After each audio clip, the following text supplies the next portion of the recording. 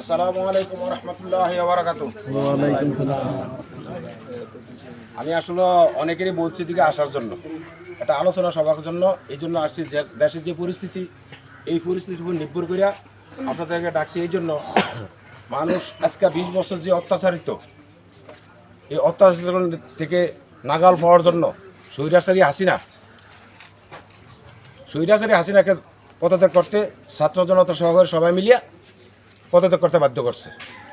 শেষ ম্যাচ সহ্য করতে না পারা পিছনের দরজা দিয়ে ফালিয়া এই দেশ থেকে তার স্বামীর বাড়ি চলে গেছে।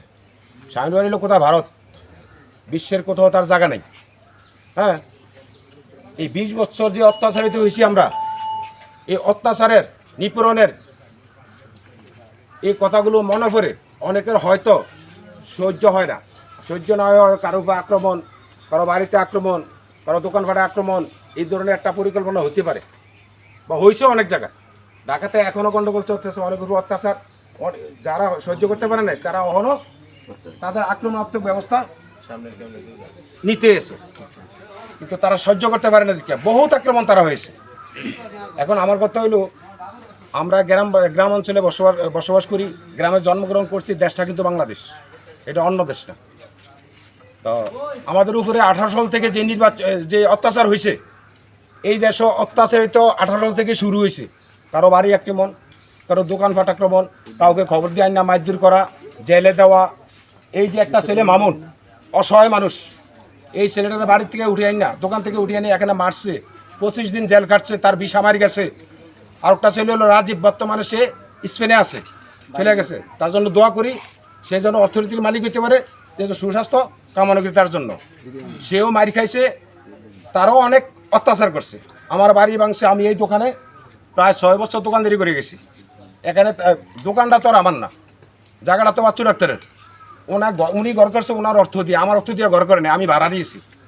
কিন্তু তারা ওই দিকটা লক্ষ্য না করে বাচ্চু ডাক্তার আওয়ামী লীগ করে, কিন্তু তার সম্পদ নষ্ট না করছে, তার সম্পদ নষ্ট না করিয়া আমার সম্পদ নষ্ট করে তার সম্পদ তো নষ্ট করছে। তাদের মধ্যে কোনো বৈফিট নাই, তারা আপন ভর বুঝে না। তারা বিষাক্ত সাপের মতন, যাকে সবল দেওয়ার পরে লেঙ্গুর কাটে আবারও সবলের জন্য তারা ব্যবস্থা করে। তাদের নেশা হইল এটা। আর যে তাদের যে নেত্রী, এই দেশে কত কি ঘটনা ঘটেছে, কত হাজার মানুষ মারছে।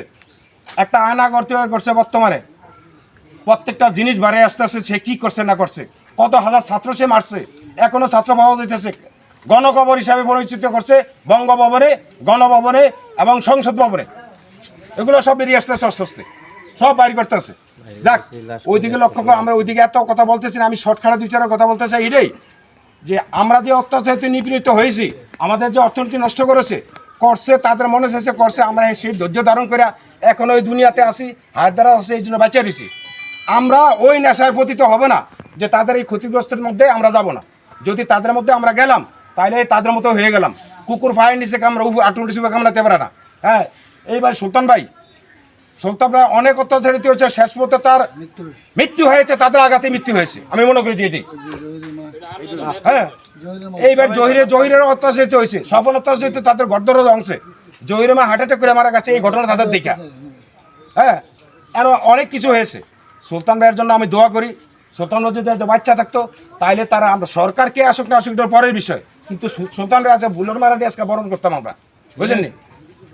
আমার কথা হলে এটাই, অনেক ভালো মানুষ। আমার কথা হলে আমি এই জন্য ডাকছি যে অনেক গুঞ্জন শোনা যাইতে আছে। আমি আরেকটা কথা না বললে নাই, স্বাগত ফদ্দিন না এই দেশে নির্বাচন করতে চাইছে। পৌরসভা বলে কমিশনের নির্বাচন করব, আর ইউনিয়ন থাকলে চেয়ারম্যান